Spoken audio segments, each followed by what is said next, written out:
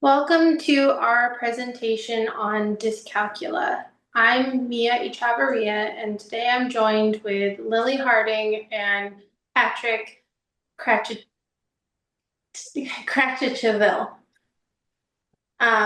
Today we're going to be talking about dyscalculia. What is dyscalculia? Dyscalculia is a learning disability defined by difficulties with understanding math, numbers, and is thought to even impair problem solving.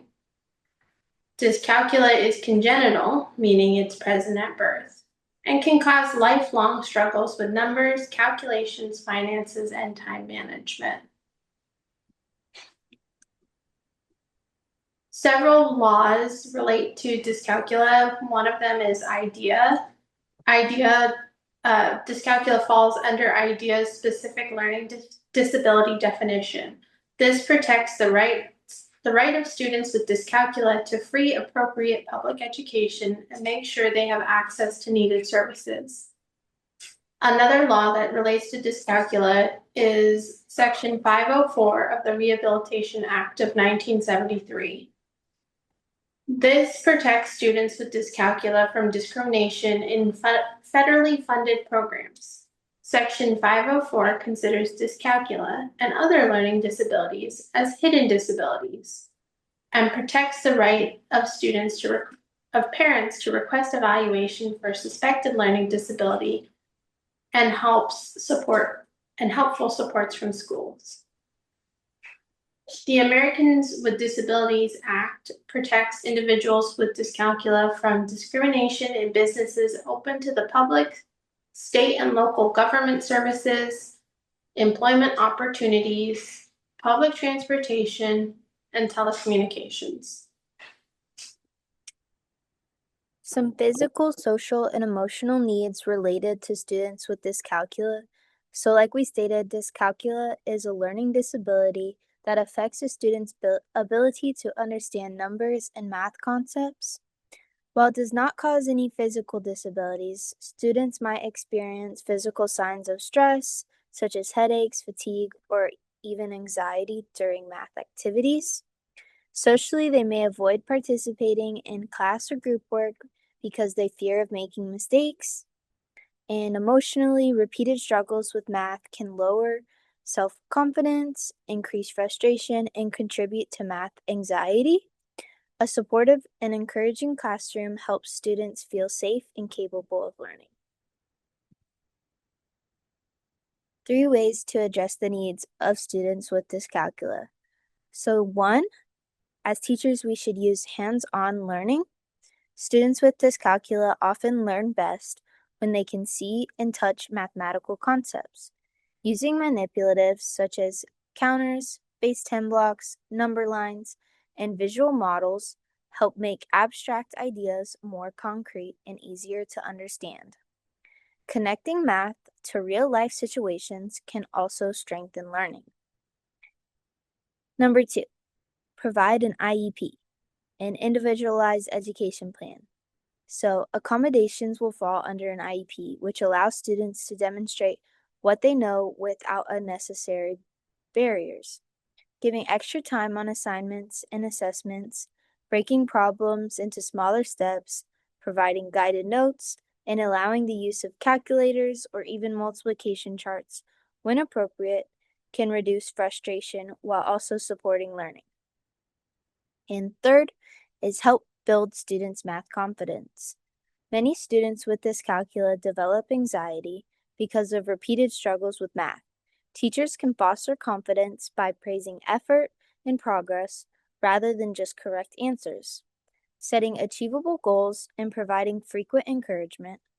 A positive learning environment helps a student feel safe taking risks and asking for help.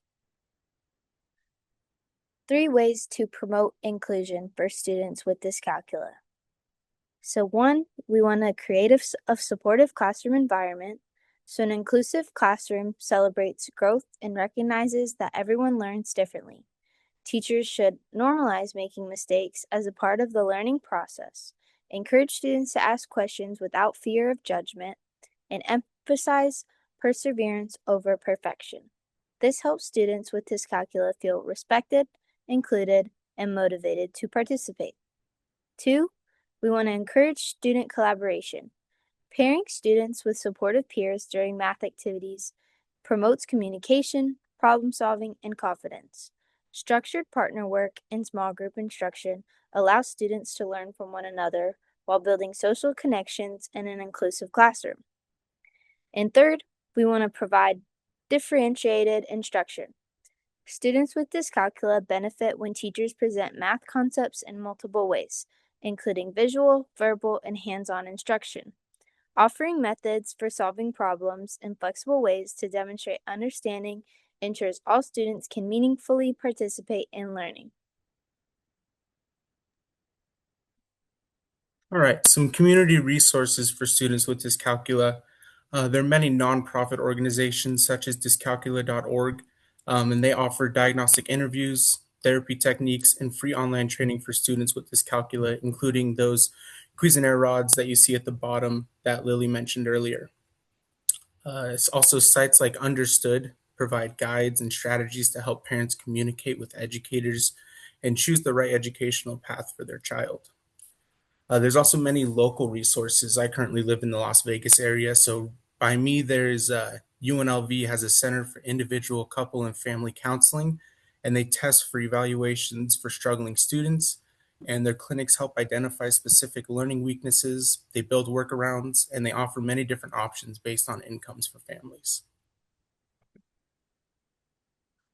Some strategy resources for students with dyscalculia. Let students express how they understand concepts differently.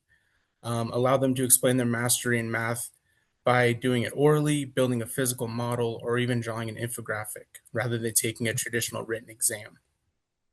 Some tools for these students are phone alarms and reminders to help them know when to switch tasks, move classes, or even begin or end a task. Also, highlighting worksheets using highlighters or colored text to separate different operations such as addition, subtraction can help students differentiate between the different subjects that they are learning.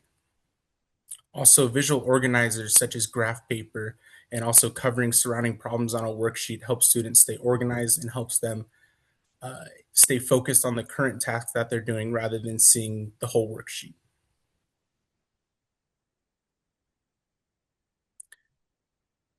This video that we're about to watch here is of Josie. She was diagnosed with dyscalculia a little bit later in life and currently talks about her struggles and letting people know that it's okay to have these struggles and it's normal. My name is Josie Duncan and I have dyscalculia. Dyscalculia is a learning disability that affects the way that our brains process numbers. Because of this, it's often described as number dyslexia. However, this term is too simple because it affects other things such as your sense of direction and ability to read maps, your left from your right, and your sense of time. So the combination of all of these things sometimes leads us to find simple tasks trickier and a wee bit more overwhelming than they ought to be. I'm a woman in her 20s who cannot read a clock. And I'm aware that this is so easy for other people, but to me it's just this circle full of numbers and lines and things are moving around. It makes absolutely no sense. Dyscalculia has been researched a lot less than dyslexia or ADHD, so it's likely that only the most severe cases, such as myself, are actually diagnosed. I was diagnosed with dyscalculia when I was 19 years old, and while I wish that I had received the diagnosis sooner so that I could have had help in school, I'm really glad to have the diagnosis now because I still get help with things in my adulthood, such as my tax return as a self-employed person.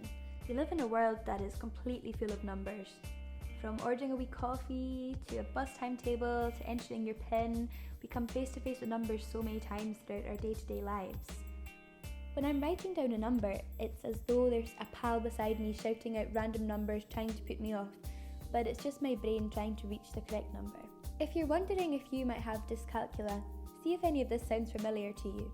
You are terrible at maths. You struggle to read a map. Clocks for some reason are just tricky to read. You took longer to learn your left from your right in school. You could not tell me how much a house or a car would typically cost. You sometimes forget people's names upon meeting them the once, even when you ought to remember. And anything to do with numbers is just a wee bit fear instilling. If this sounds familiar to you, then there is a chance that you might have one of the most underdiagnosed learning disabilities about. If you do have dyscalculia or just really struggle with maths, and feel a wee bit isolated, just know that you are not alone. I once tipped 100% of a dinner, not because it was tasty, not because I'm lovely or rich, but because I put too many zeros in my calculator when I was just trying to tip 10%. Learning disabilities are so often associated with children, and to me this is really odd because they're rarely something that we grow out of. I also worry that this association can lead adults to feel a wee bit ashamed of having a learning disability, and there shouldn't be any shame in it at all. We can't choose the way that our brains are wired. Now we have some questions to consider when thinking about dyscalculia. How would you help accommodate a student with dyscalculia in your own classroom? Do you think that tools and manipulatives are a helpful resource when accommodating students? And lastly, what steps would you take if you suspect a student has dyscalculia? And finally, we have our references. We have 2 pages worth of references,